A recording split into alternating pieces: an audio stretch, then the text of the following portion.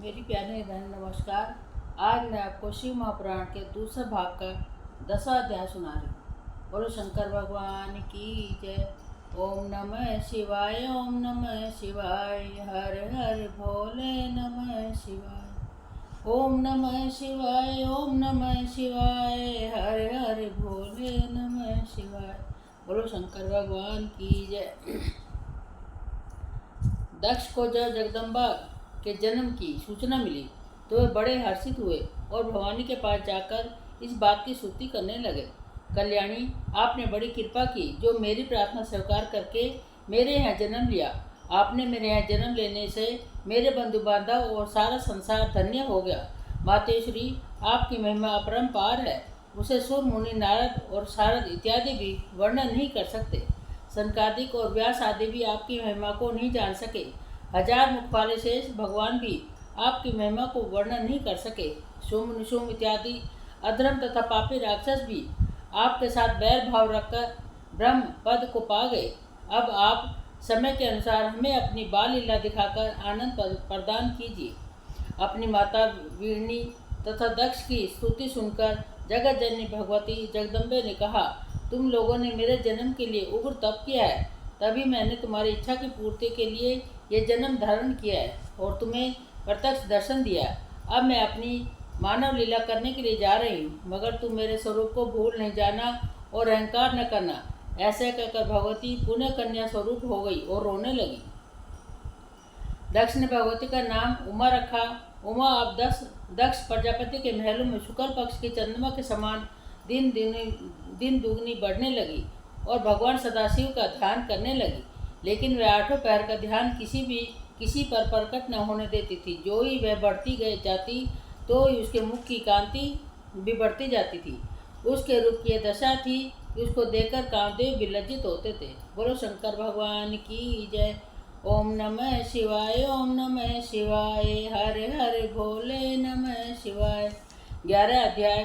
ब्रह्मा जी बोले, हे नारद, एक दिन मैं और भगवान श्री विष्णु दक्ष प्रजापति के महलों में गए। सती ने हमारा यथायोग आदर सत्कार किया। इस पर भगवान विष्णु ने प्रसन्न होकर उनको वरदान दिया।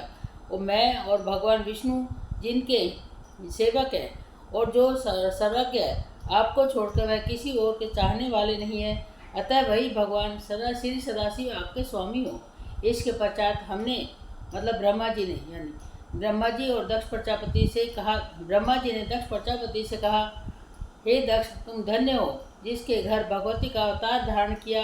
अतः अब तुमको यह कार्य करना चाहिए कि जिससे सती का ब्याह भगवान सदाशिव के साथ हो जाए। ऐसा होने से तुम परम गति को प्राप्त होगे। इसके पश्चात हम अपने स्थान को वापस लौट आए। एक दिन सती ने अपनी माता के पास जाकर कहा, माता जी, भगवान सदाशिव को कोई वरना हंसी खेल नहीं है। यह बिन तप के मुझे प्राप्त नहीं हो सकते। आप पिताजी से कहकर मुझे उनसे तप करने की आज्ञा दिलवा दीजिए। यह सुनकर सती की इच्छा दक्ष प्रजापति पर प्रकट की।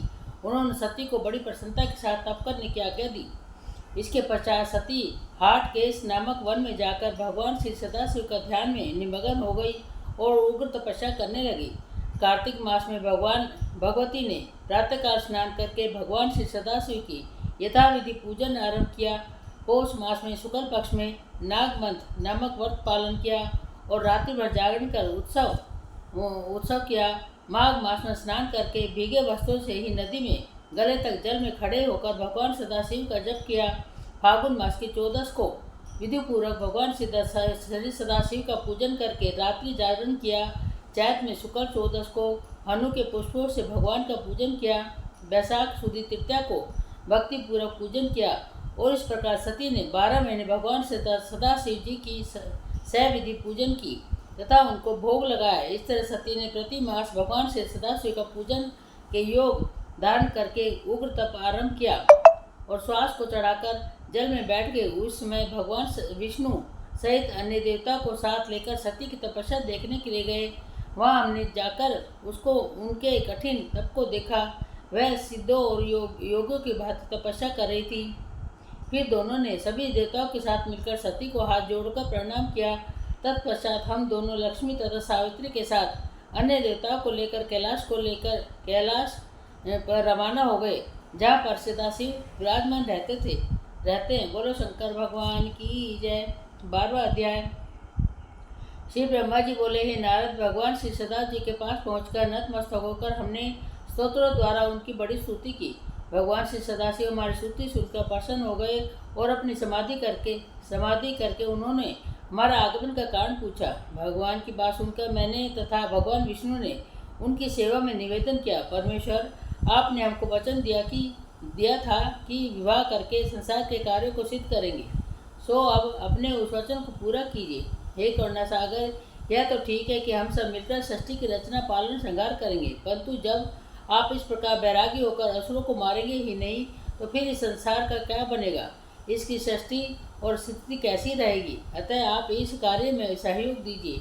हम दोनों का, श्री ब्रह्मा जी और भगवान विष्णु का आविर्भाव हुआ है, अतः हम दोनों आपके और भगवती शिवा के पुत्र हैं।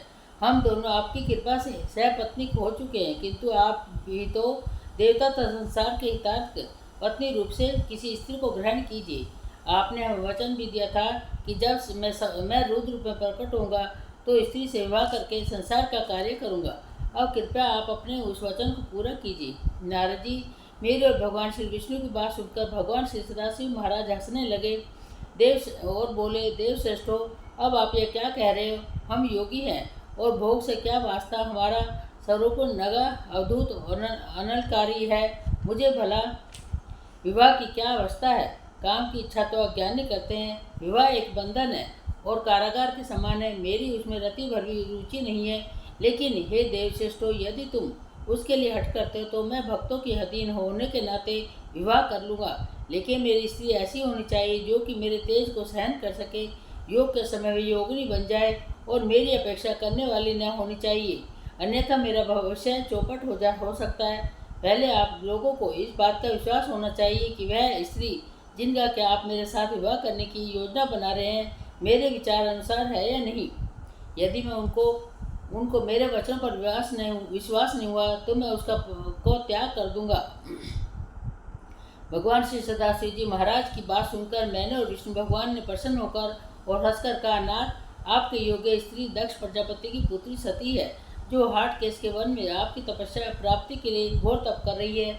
जिस लक्ष्मी ने पहले दो रूप धारण किए थे, वह लक्ष्मी अब तीसरे रूप में उमा के नाम से प्रकट हुई है।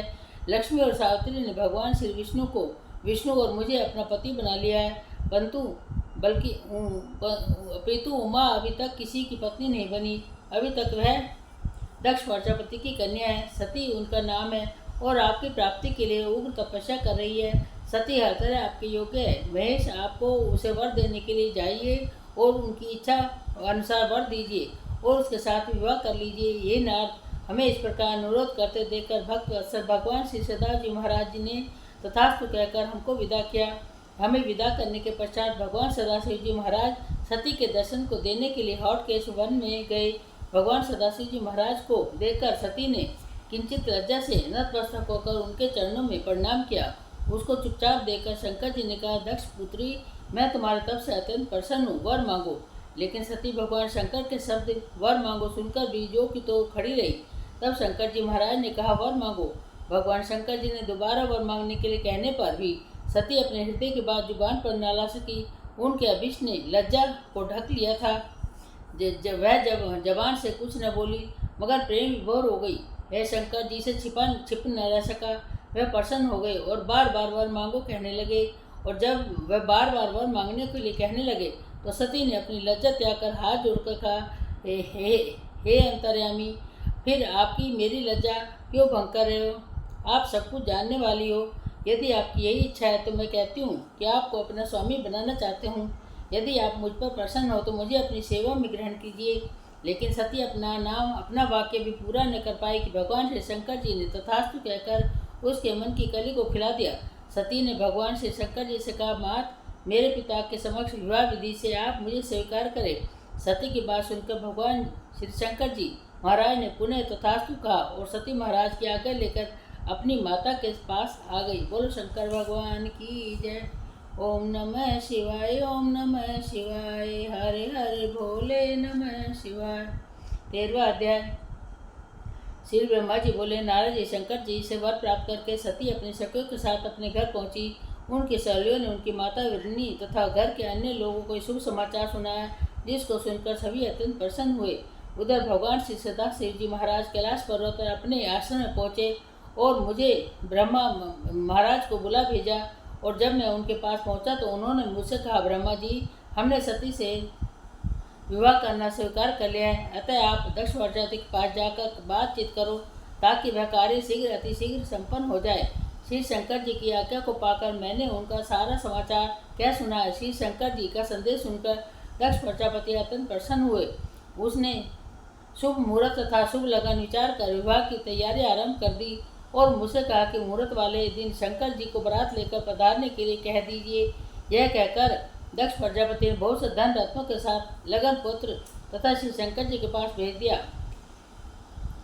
फिर क्या था, श्री शंकर जी महाराज के विवाह का शुभ समाचार चारों ओर फैल गया। सब लोग अत्यंत प्रसन्न हुए।